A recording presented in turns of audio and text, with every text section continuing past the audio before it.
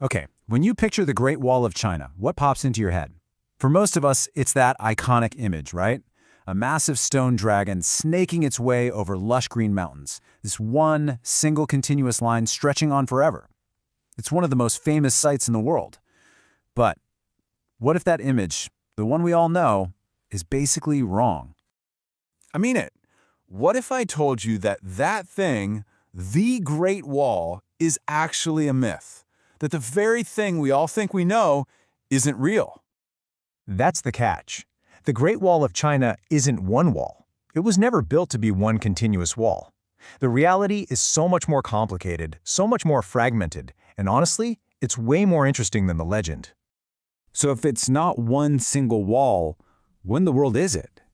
Well, to really get it, we've got to look past that postcard picture and see this thing for what it truly was. A dynamic, ever-changing system.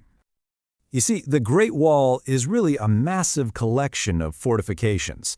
So think of it less like a line and more like a network. We're talking not just walls, but also barracks for soldiers, watchtowers for sending signals, trenches, and even entire fortresses. All of it built, torn down, and rebuilt over centuries. So just how long are we talking?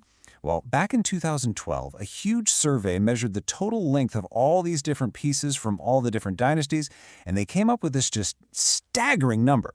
Over 21,000 kilometers. That is more than halfway around the entire planet.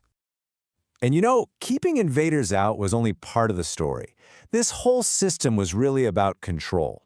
It was used to manage who came in and out, to slap taxes on goods traveling along the Silk Road, and even to send messages super fast across huge distances using smoke and fire signals from all those towers. An incredible network like this, well, it wasn't built overnight. This was pretty much the longest-running construction project in human history. We're talking it spanned multiple dynasties and thousands of years. So let's take a look at how it all came together, piece by piece.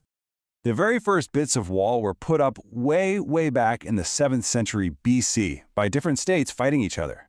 It was China's first emperor, Qin Shi Huang, who had the big idea to connect a bunch of them. Later on, dynasties like the Han expanded it. But those iconic brick and stone sections we all picture, that was the masterpiece of the Ming Dynasty, and they built it over 1,000 years later. So how on earth did they build this thing? I mean, it was a totally monumental task of engineering and just sheer human effort. The methods and materials they used were pretty ingenious, and as we're about to see, they changed a lot over time.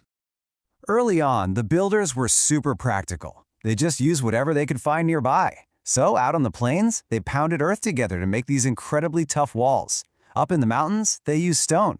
But then the Ming Dynasty came along and just completely changed the game. They set up factories for bricks and used fired bricks and stone, which were way stronger and easier to work with. And here's where it gets really clever. For the mortar, the stuff holding the bricks together, in those famous Ming sections, builders mixed lime with, get this, sticky rice soup. Yeah, seriously. It created this super strong, water-resistant binder. It's one of the main reasons some of those sections are still standing today. Pretty amazing. And what about the scale? Well, it's estimated that the Ming Dynasty alone built around 25,000 watchtowers along their sections of the wall. Each one was basically its own mini fortress, designed for watching and fighting. All right, so any landmark this famous is going to have some wild stories attached to it. So let's take a second to bust some of the biggest myths about the Great Wall, starting with a pretty grim one. You might have heard this story, that the bodies of workers who died during construction were actually mixed into the wall's mortar. It's a dark, compelling legend, but it's completely false. No human remains have ever been found inside the wall. Now, the human cost of building it was enormous, for sure, but this particular story is just that, a myth. And now for the big one. Can you see it from the moon? The answer is a clear, definitive no. Absolutely not. NASA has confirmed it's totally impossible. Saying you could see the Great Wall from the moon is like trying to spot a single human hair from 2 miles away. Not gonna happen. Okay, but what about from closer, like from low Earth orbit, where the space station is? Even then, it's a huge challenge. Astronauts say it's incredibly faint, and you have to know exactly where to look, under perfect weather and lighting. In fact, NASA says it's no more visible than a lot of other big things, like highways or airports. So, after thousands of years of building and centuries of being famous, what's the state of the Great Wall system today? Well, the answer is complicated. And in many ways, it's actually pretty concerning. If we look just at those famous Ming-era sections, the situation is grim. According to China's own Heritage Administration, almost a quarter of it has completely vanished. Gone. What used to be this formidable barrier is now just disappearing.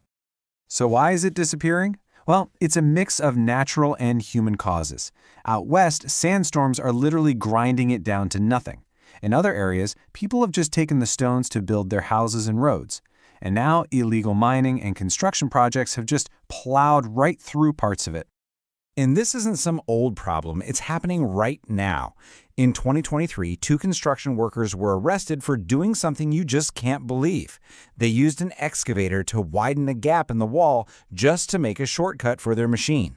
The damage they caused to this world wonder is, as the police said, irreversible. So, the Great Wall was never one wall, but this complex, evolving system. It wasn't just for defense, but for control, for communication. And no, you can't see it from the moon. But maybe the biggest lesson here is the irony of it all. A structure that was built to define borders and keep people separate now connects the entire world to our deep, shared human history, which kind of leaves us with one final thought.